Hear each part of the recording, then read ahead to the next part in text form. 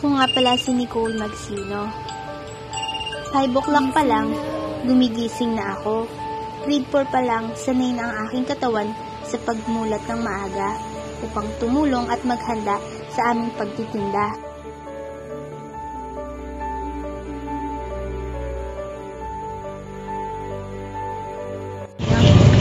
Mami. Puso laman po? Puso laman. Apat po.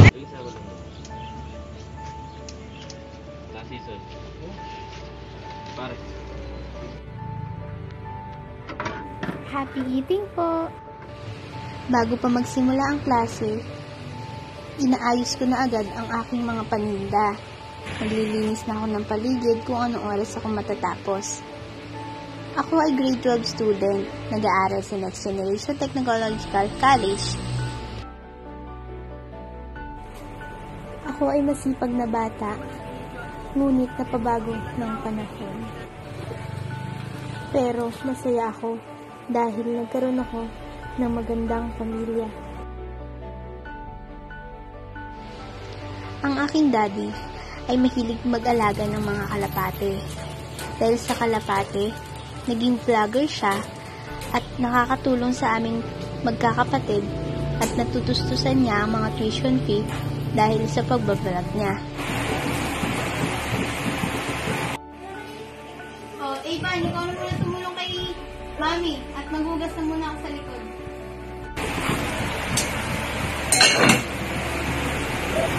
Yan, sige na. Natang tubig.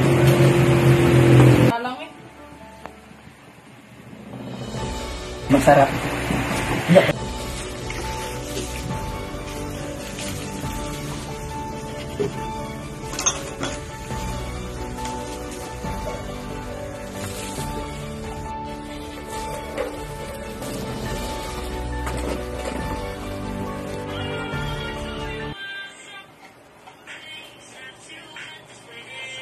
Kumakain tayo, di ba?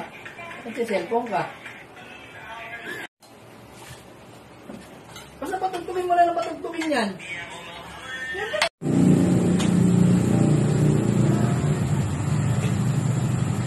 Ate, na paano ka?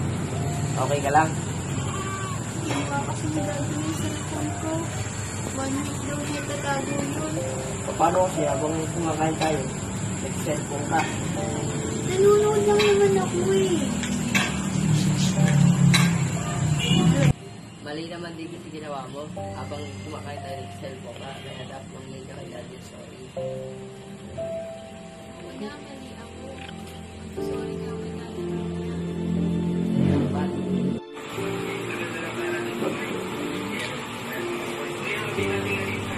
Daddy, sorry po kanina na kumakain po ako.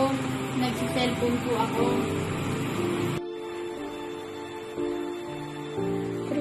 Kapag kumakain tayo, pangit yun. Kasi nasa kapagkainan tayo, kaya dapat walang cellphone. Concentrate sa pagkain. Okay? Opo, Daddy.